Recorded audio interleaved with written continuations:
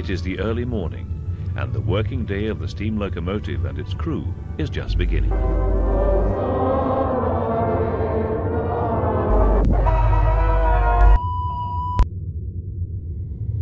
It was the 31st of August, 2023.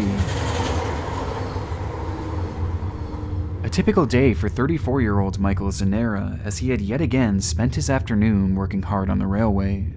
Michael was a welder who had been putting in long hours repairing train tracks in northern Italy, a job he seemed to thoroughly enjoy, as he'd often post various images and videos onto his TikTok page, showcasing this unique work that he was doing.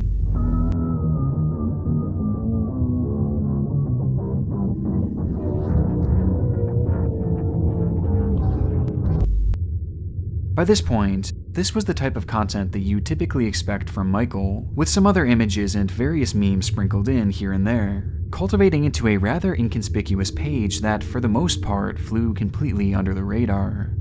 Or at least it did until that final day of August, when Michael would encounter one of the strangest moments of his entire life.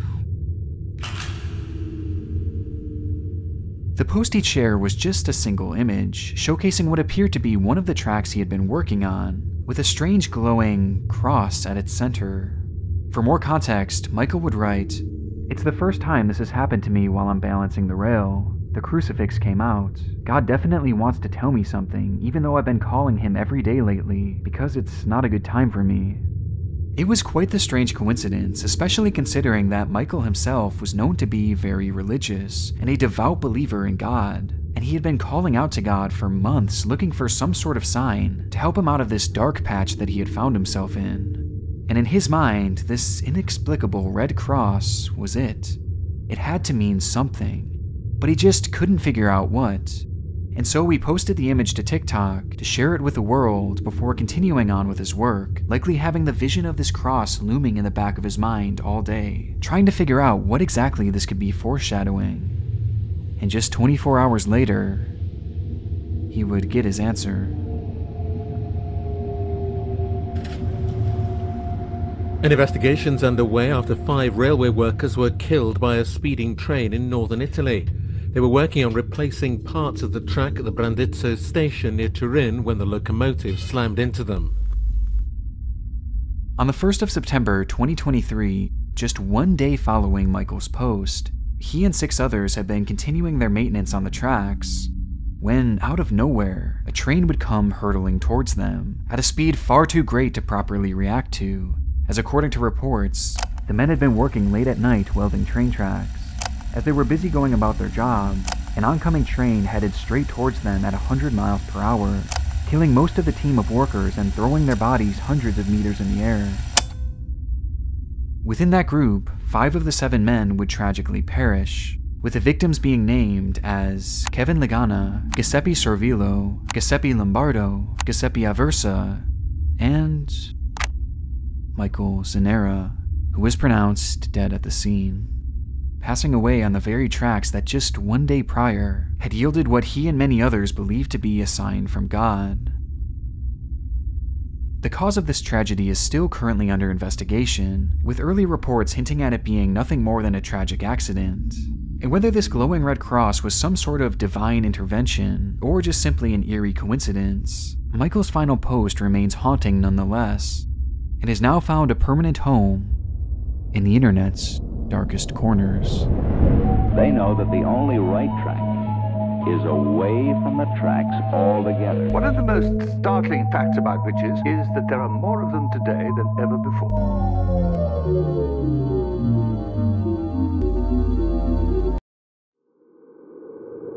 Before we dive into our next rabbit hole, I want to first thank today's sponsor, Grammarly, for making this video financially viable. For essentially all my life, I dreamed of one day becoming a YouTuber, but now that I've been lucky enough to do this as a career, there has been one unexpected downside that has haunted me for years: business emails. My online communication in general is absolutely abysmal, and I am nowhere near professional enough to be sending out some of these emails, which is why I'm so thankful for Grammarly. Grammarly is an AI-powered writing tool that helps you with your writing from start to finish so that you can hit send with confidence. Okay, so we all know that responding to emails can be a headache, but now with Grammarly, you can click on their logo and it summarizes your emails and provides you with suggestions on how to reply within seconds. This alone has already saved me so much time and effort as I'm able to respond much quicker, since I don't have to sit there and overthink everything that I'm typing. And Grammarly doesn't just apply to your emails either, as it helps with basically all your writing needs. It can even help you rephrase some of your writing that just doesn't come off right. And craziest of all, you can click Set Voice to personalize your tone to perfectly convey whichever message you want to send. And whenever you're stuck on writing in general, you can ask Grammarly to help get you started with some initial ideas, which is a huge time saver as a content creator. You'll be amazed at what you can do with Grammarly. Sign up and download for free at my link grammarly.com/Nick Crowley. And if you want access to some exclusive features, you can use that same link for 20% off premium. To her husband, she must be a companion, a sweetheart, a wife, and a mother. She must know how to make her home comfortable and inviting. Our next case takes us to Japan, where 18 years ago, one of the strangest websites that I've ever come across would be launched for the world to see. Now, to properly understand its context, it's important to note that, in large part, Japan is a country that culturally looks down on the practice of divorce. So much so that in most cases, a partner can't separate on their sole discretion, and it must instead be approved by both parties, making it a difficult thing to achieve in general. And those that actually are able to go through with it are often judged in an extremely negative light, especially by their family members. For these reasons, couples will often wind up being stuck together regardless of their feelings towards one another. And it's this very sense of being trapped with someone that you don't actually love that can lead to emotions turning sour very quickly, with many eventually reaching the point of pure hatred for their spouse. Hatred that has led to the rise of one of Japan's darkest websites, danna-shine.com, or in English, husbanddie.com. The forum takes inspiration from the manga Death Note, a series in which characters write a name in a book which ultimately leads to their demise. It's a manifestation of sorts, and on danna-shine.com, users are given an outlet to manifest death upon their husbands. But this goes far past just typing their name out and hoping that they eventually perish. Instead, each post contains some sort of description as to why their husband is so hated, and how they wish that they would just die already. What do I have to do to get you to die? Hurry up already. I pray for it every single day. You're the most selfish person I've ever met. Even the kids hate you, so there is no need for you here. My life started its downfall because I met you. You should have never become a husband or a father. I'm the one who is the biggest fool in all of this for not being able to see that until it was too late. Just disappear from this universe. Just disappear.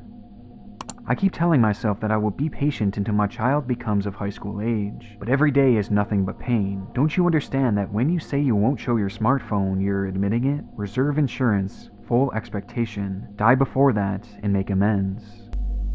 Posts like these are littered across the site, with thousands of women venting their allegations of infidelity, neglect, and even abuse at the hands of their own husbands. Allegations that society would likely frown upon if they were said out loud, and allegations that would likely lead to divorce, which would be considered far too taboo. And so, with nowhere to go to with these issues, this site has become a space for women to share their dark feelings with others going through these similar issues. Though this goes far past just venting, as users will go as far as to outwardly celebrate the deaths of their husband when it finally does happen. My husband died. Finally, he died. Thank you for granting the god of death my wish. I will spend a lot of time laughing from now on. To which a user responds, congratulations, I envy you. I want to sleep too. I hope that your future will be wonderful. God of death, I also want to be freed from my damn husband. Please take ours with you as well. This concept of the god of death is one that is mentioned countless times across this forum, making it apparent that users genuinely believe that their posts are manifestations, and essentially prayers to this god of death, in the hopes that they will then kill off their troubled husbands. And the danna-shine site leans into this too, taking credit for the numerous deaths with a monthly counter that's proudly displayed on the site's homepage. It's this very god of death that so many place their trust into in order to end the lives of their spouse, praying for things like car accidents, heart attacks, and a variety of other terrible health conditions. But while many eagerly wait for their manifestations to come to light, others aren't so patient. I want to somehow find a way to kill my husband without getting caught. I'll pretend to be sad when he dies, so please really die. I hate him from the bottom of my heart, and if I make him shut up, I would win. I hate myself for why I married such a person. This post in particular has become one of the more notorious entries on the site, given its users' outward admission of their murderous desire. Though truthfully, it's one of thousands, as many others even take this a step further. Like one post that was so disturbing that YouTube made me remove it from this video, as it quite literally gave step-by-step instructions on how to poison your husband without him noticing, mentioning how they slipped up to 1,200 milligrams of this certain drug into their husband's drinks every single day, a drug that would slowly cause the liver to fail, but would likely never really be noticed by regular hospital staff, making it essentially a foolproof way for them to kill their husbands. And this is one of many posts like this, outlining how to murder your husband and get away with it, with many even reporting their progress as it happens, due to the fact that poisoning someone in this manner takes months and even years to successfully complete. Everything about danna-shine.com is terrible, as the posts themselves are twisted enough, but you also have to factor how bad these women's lives are at home, many of whom are quite clearly stuck in abusive relationships. And beneath all the darkness of this site is another layer that's honestly just very sad, as there are many users who call to the god of death to take themselves, accepting that there is no escaping their situations and not wanting to deal with it anymore, manifesting accidents and health issues onto themselves as to not shame their family by intentionally ending their own lives. Despite the depressing and concerning nature of this entire website, danna-shine.com still remains relatively active all these years later, and stands as one of the darkest rabbit holes that I've gone down all year. Its engines are warming up, and inside the cab sits Mr. Schroeder, the engineer who has driven locomotives for many years. The safety of all the passengers depends on his skill and watchfulness. Fire Department paramedic on 58, what's the address of the emergency? Yes, I'm on the Metrolink train. We just left Northridge. We had a collision with something. We have a whole bunch of people going out bleeding and on the floor. Is it a train? It's the Metrolink train. This call was placed to 911 on the afternoon of September 12, 2008, by a patron trapped inside a derailed train. Inside the cart, there was no way to fully understand the traumatic event that they had just survived, as around them stood nothing but mangled debris that once comprised two large trains that had violently collided at a combined speed of 83 miles per hour, head-on. It was gruesome, as trapped within that twisted metal were hundreds of passengers who had taken the commuter train in California's San Fernando Valley, and as the smoke would eventually clear on the tragedy, the question was quickly posed: how could this have happened? A question that wouldn't take long to answer. According to the NTSB, the Metrolink passenger train responsible for carrying over 200 commuters had been given a red signal alerting them to merge into an oncoming track in order to avoid an oncoming Union Pacific freight train, which at the time only had crew members aboard. Based on their positioning, the Union Pacific freight train had the right of way, though despite this and being given the clear signal, Metrolink's engineer Robert M. Sanchez failed to adhere. In fact, despite the impending collision seemingly being imminent, the brakes were never so much as tapped, a startling phenomenon that is only really understood when sifting through the man's phone records. Meanwhile, authorities are now confirming the engineer had been text messaging the day of the accident. In the minutes leading to the collision, Robert Sanchez had sent out numerous texts, including some to friends of his who were fellow train enthusiasts, and these messages seemingly distracted him to the point of not just missing the signal, but failing to notice the massive hurtling train coming directly towards him. In the end, Robert would be killed instantly in the wreck along with 24 others. All the while, 135 people were left with serious injuries. But despite how notorious this collision has since become, thanks in large part due to Robert's behavior leading to it, it has since gained additional notoriety on the internet thanks to a key detail centered around another cell phone. Following news of the collision being broadcast all across the area, Andrea Katz, the fiancée of 49-year-old Charles Peck, immediately began to panic, as she knew Charles was on board the train at the time of this collision. Her nerves were initially quelled, however, as she would realize that on her phone were multiple missed calls from Charles. Realizing this, she quickly called him back, though there was no answer, which was made a bit more unusual as, only minutes later, Charles would call her back once more. Upon answering the phone, nothing could be heard but the low sound of static, before they would be disconnected. This very same thing would happen once more, and then again and again, all the while occurring at various intervals, as Charles seemed to be desperately calling, yet saying nothing. And when Andrea would try and call back herself, she would be sent straight to voicemail. And things became even more alarming from here as numerous other family members began to receive these very same mysterious calls, to which not a word was ever spoken. This led to the whole family believing that Charles must be trapped somewhere in the wreckage, and was likely unable to speak due to his injuries, but was somehow managing to send these calls as a way of letting them know that he was in fact alive and just needed saving. Because of this, his family members would cheer him on and give him words of encouragement every single time he called, assuring him that rescue was on the way. And sure enough, authorities would use these calls to pinpoint Charles' exact location, with the coordinates being right at the very center of the debris. And using this, rescuers would clear the way until finally, after 12 long hours, Charles Peck would be found. Which leads us to the strangest part of this story. Charles was dead. And not freshly dead either, as it was quite obvious that he had died directly on impact, meaning that there was no physical way that he could have possibly made these calls, as he quite literally was not alive for any of them. And yet, that day, his son, his brother, his stepmother, his sister, and his fiancée all received numerous calls from him, 35 in total, and all spread out over the course of numerous hours.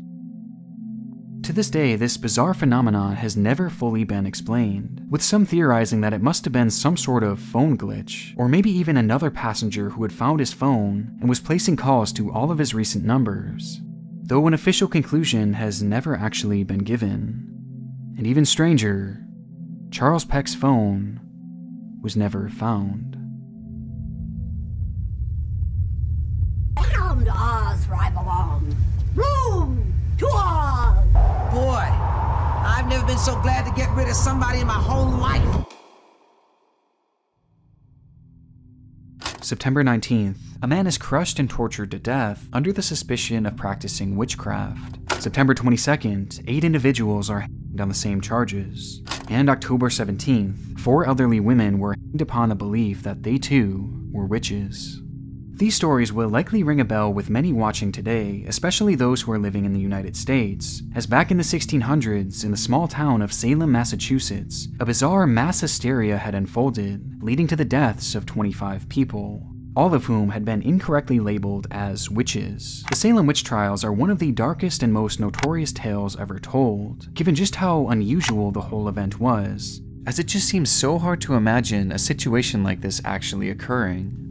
And most would understandably believe that something of this nature could never happen again, failing to realize that it actually already has. In fact, of the opening 3 executions, only 2 happened during the Salem witch trials, with the latter happening just 2 years ago.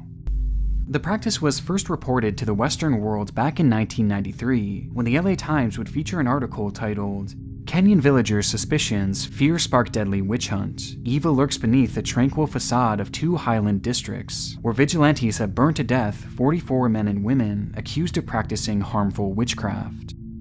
The article goes on to explain how, since the previous summer, 44 men and women accused of practicing witchcraft had been burned to death in Kisii, as well as other nearby towns, a number that's nearly double the entirety of the Salem witch trials.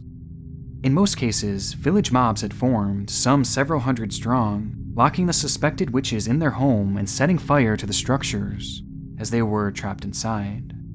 For more context, witchcraft is known to have deep roots in African culture, and despite many not having an issue with the practice in general, in the county of Kisii, a deep fear had grown over black magic in particular, with the villagers becoming paranoid that members of the community had been using said black magic to negatively influence the area. Despite the shocking claims made within the article, not much would be spoken of these witch trials following its release to the public, and remained relatively unknown until the rise of the internet. Witches in Kenya resulted in 11 people being burned to death. 8 women and 3 men were attacked by an angry mob and set on fire. They burnt down over 60 houses like this and brutally murdered 15 people. Most of them were elderly women. The charred corpses of 11 elderly Kenyan villagers accused of practicing witchcraft. In this incident 3 months ago, villagers watched as a group of youths torture 5 suspected witches. Nowadays, incidents from the Kisii area involving witches being killed are heavily documented by villagers with cell phones, capturing images and videos of beatings, public shamings, and eventually the killings of these alleged witches, providing some of the most chilling imagery I've ever seen on the internet, and exposing the true horrors of this practice all across the world. And what's scariest of all is that it's not just 1 or 2 people doing the killing in secret, it's often the entire village, as anyone brave enough to step forward in support of them would be labeled as a witch sympathizer and potentially face the same punishment. And what makes this all even more disturbing is that in the vast majority of examples, the accused witches that are being tortured, set on fire, and beaten are usually elderly, and are far too frail to do anything but accept their fate. Which brings us to the biggest question in all of this: why? Well, despite the practice of executing witches being ingrained in this area's history, it's supposedly only really within the past 40 years or so that things have progressed into the barbaric attacks that they've become today, prompting some to believe that the ingrained fear of black magic has led to some sort of mass hysteria among the villagers, causing them to react in such a crazed manner, which has remained persistent for years on end now. Though there is one other element to consider. In the Kisii region, land is one of the most valuable things you can own, and coincidentally, when these supposed witches are killed, it just so happens to free up their land for the taking, which makes it all the more interesting when you consider that most of these victims just so happen to be elderly landowners.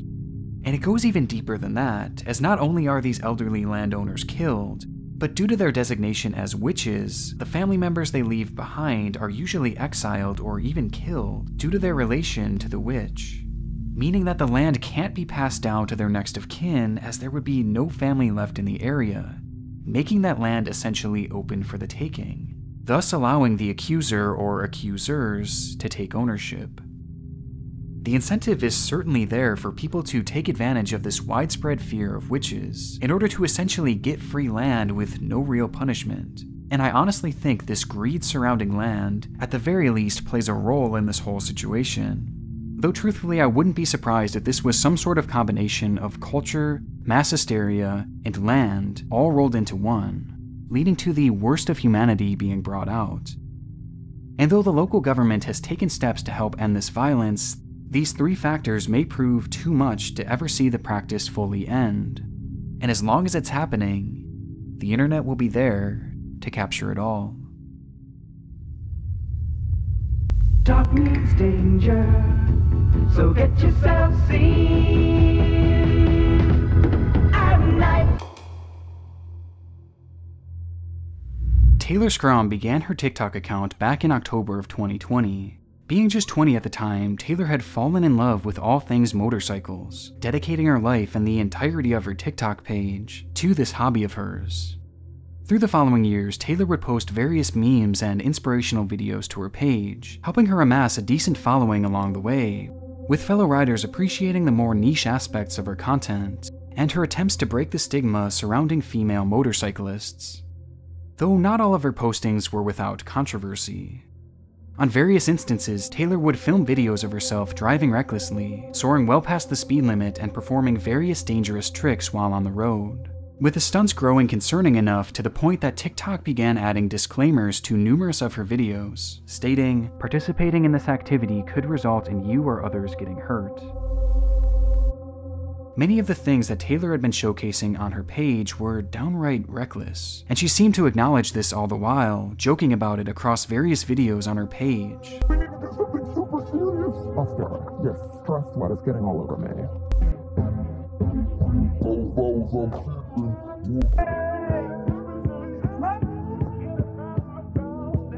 leading some to believe that Taylor had a death wish, or she seemingly just couldn't believe that a rider of her caliber could ever get into an accident, hinting at this on numerous occasions and showing no signs of changing her behavior.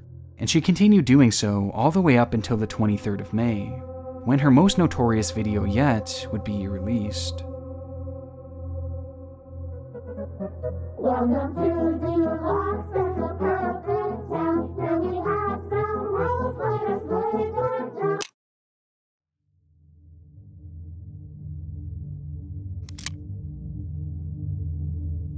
Flagler County fatal crash, 195 northbound at MM296, multiple motorcycles traveling together. Approximately 3 motorcyclists went down, 2 motorcyclists pronounced deceased on scene. Roadway is currently blocked at this time, please seek alternative route. While Taylor was riding with a group of 4 other motorcyclists, the group would inexplicably begin to swerve and crash into each other, hurling each and every rider into the air and down onto the pavement below. With it all happening so randomly and so quickly that a large SUV heading straight for them was unable to stop in time, running over each of the riders. 22-year-old Taylor Scrome was pronounced dead on the scene, along with one other 29-year-old man, with this crash occurring just a single day after this final TikTok post. Taylor's story is tragically ironic, though here on the internet you can find numerous other similar examples of final postings that led to unforeseen tragedy, with one of the most haunting coming from all the way back in 2008. Alright guys, I'm new here and I have a question. As I'm driving in M mode, with the car set to P500 Sport and everything set to max, as I shift with the pedal shifters, it sounds like the transmission is banging into gear, like there is a thud that comes from the trunk when I upshift. Could this be due to the way that I'm shifting, or is this normal? And if so, is there any trick to working the shift? Let me say I am a beginner when it comes to high performance cars, as I'm only 18, so take it easy on me. This post was made by the user American M5 on the website m5board.com, a forum dedicated to drivers who owned BMW M5s, a pricey sports car revered by many thanks to its high speed. In the thread, some users would leave genuine advice for the young driver, but many others responded with disdain, doubting that he actually owned this expensive car at such a young age, along with some who blamed his age on these issues that he was having with his vehicle. Maybe your 2 years driving experience in your whole life is the problem. This is the internet after all, and so for whatever reason, it seemed that many in the group took great offense to his youthfulness. But through it all, there were a select few who expressed concern for the young driver, as based on his posting, it was apparent that he had been driving the car very fast and potentially recklessly, with one user writing, "I would much prefer an 18-year-old with brains to have an M5 than spend his money on some other piece of junk that could kill him and his mates in an accident.